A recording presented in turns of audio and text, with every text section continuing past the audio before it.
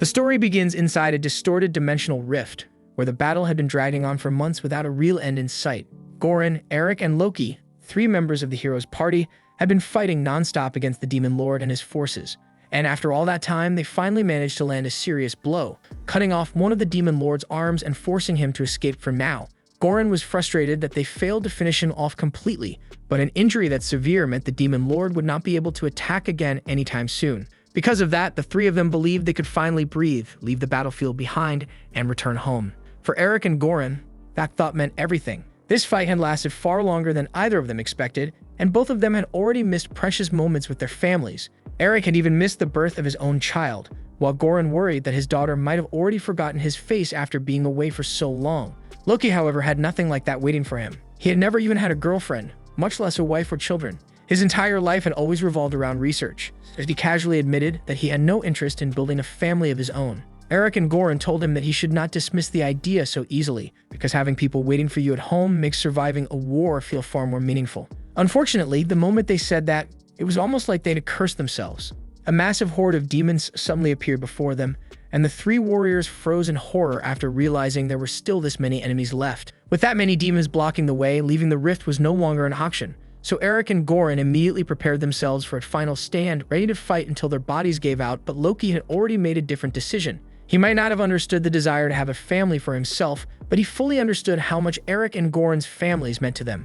After months of non-stop fighting, all 3 of them were exhausted, and the chances of everyone surviving another battle on that scale were painfully low. So Loki decided that even if he had to stay behind, he would at least make sure the other 2 made it back alive. He told Eric and Goran to leave the demons to him, but they instantly rejected the idea. There was no way they could abandon their friend in a place like this. Loki then reminded them that the Demon Lord was still alive. Even though they had injured him, once he recovered, the world would need the hero's power to stop him again, and that meant Eric could not afford to die here. Goran understood what Loki was trying to say, but he still refused to accept it. Eric might be the hero, but Goran was only a warrior, so in his mind, there was no reason for him to run while Loki sacrificed himself. He insisted on staying behind and fighting beside him, but Loki immediately brought up Goran's daughter and told him that she still needed her father to come home. Even after that, Eric and Goran refused to move exactly as Loki expected. So before they could stop him, he used his magic to raise a massive wall of stone, sealing the cave entrance and cutting himself off from them. On the other side, Eric and Goran shouted desperately, telling him not to do anything reckless while they tried to break through the barrier, but no matter how hard they struggled, the wall would not give way. And while their voices echoed behind him, Loki turned toward the approaching army of demons and charged straight into the fight alone. Days passed inside the rift, and somehow, Loki was still alive. But every battle had taken another piece out of him, and his body was already approaching its limit. Then things became even worse when one of the demon generals caught him off guard and grabbed him with a skill called Drain Touch. In an instant, a huge amount of Loki's mana was ripped away, leaving him in a state where continuing the fight normally would have been impossible. But Loki had one advantage the demon general did not know about.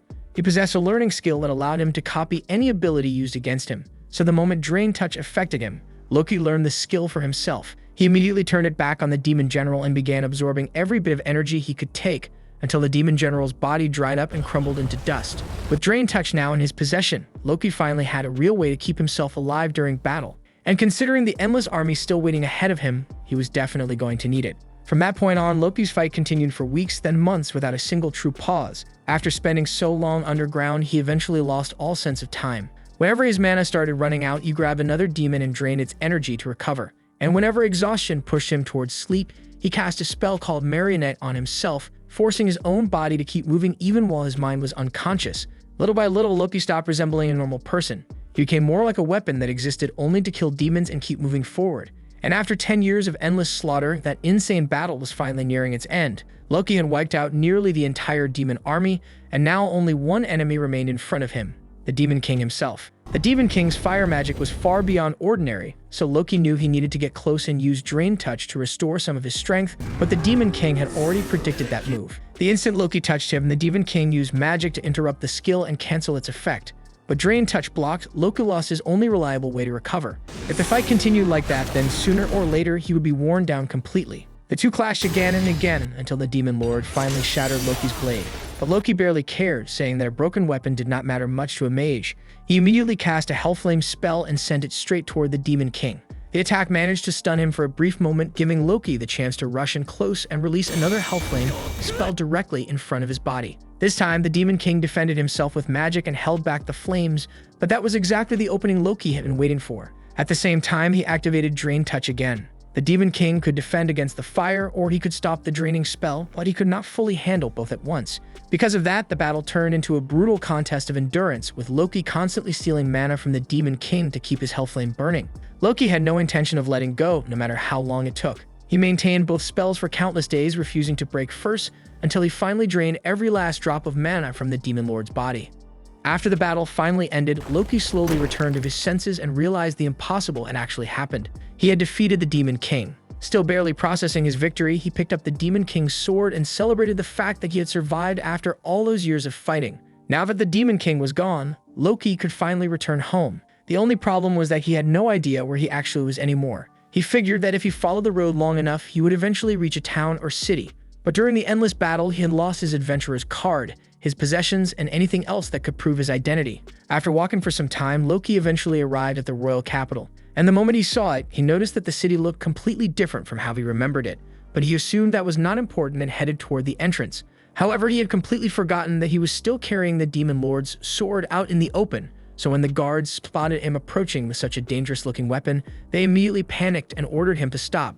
Loki calmly obeyed and asked if there was a problem. But once the guards realized he was not acting hostile, they assumed he was just a harmless kid who did not understand how suspicious he looked. So instead of arresting him, they helped him cover the sword properly so he would not terrify everyone inside the capital. And they even gave him some spare clothes they had nearby. Loki sincerely thanked them, especially since he did not have any money to buy clothes for himself. Once he entered the city, the first thing Loki wanted to do was visit Goran and see how his old friend's family was doing. But when he reached the place where Goran used to live, he found a massive mansion standing there instead. Confused, Loki walked up to the gate and asked if he could meet Goran. The butler at the entrance politely asked whether he had an appointment, and when Loki admitted that he did not, the butler told him that meeting Goran today would be impossible. Loki then explained that Goran would probably make an exception if he knew an old friend had come to see him. But the moment the butler heard that, his attitude changed. He assumed Loki was some shameless fraud pretending to be connected to the legendary Saint Loki, so he ordered him to leave. With no way to prove who he really was, Loki had no choice but to walk away.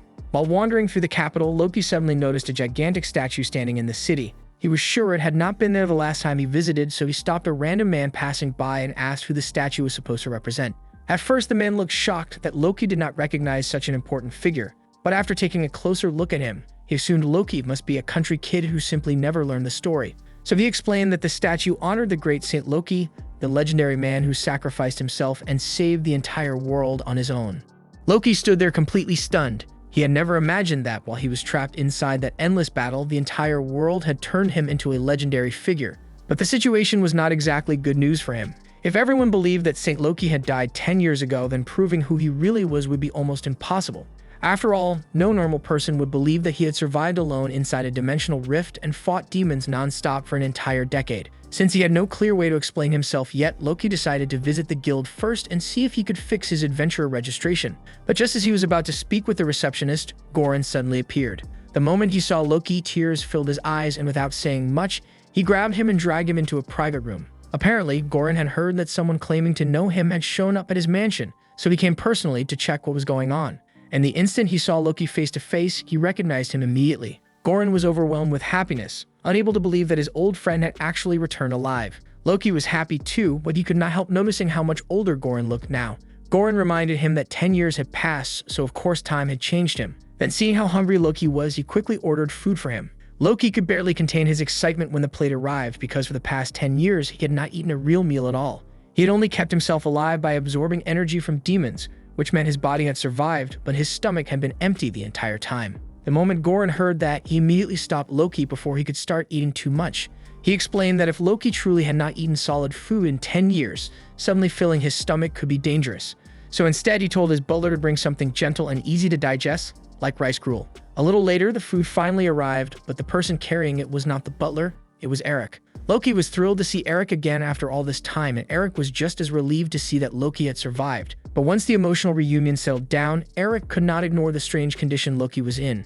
He asked how Loki had ended up looking like that, because not only had he failed to age during the past 10 years, but he actually seemed younger than he had looked before the battle began.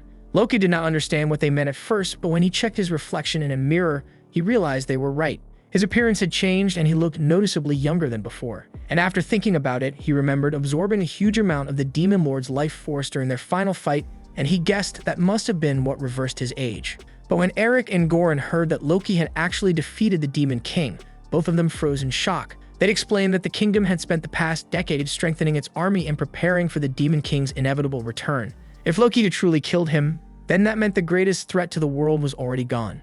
Eric then said that, as king, he owed Loki a proper reward for what he had done. Loki was stunned when he heard Eric call himself the king. Then he remembered that Eric had once mentioned being part of the royal family. So after Eric returned from the rift, the previous king believed that his role in forcing the Demon Lord back made him worthy of the throne, so Eric was eventually crowned as the new king.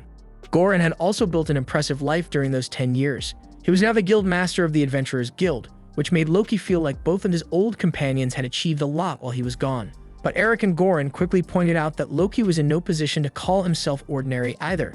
In the eyes of the kingdom, he had become the great sage and the hero who saved the world. On top of that, Eric had recommended him for the title of Archduke, and the title had actually been granted.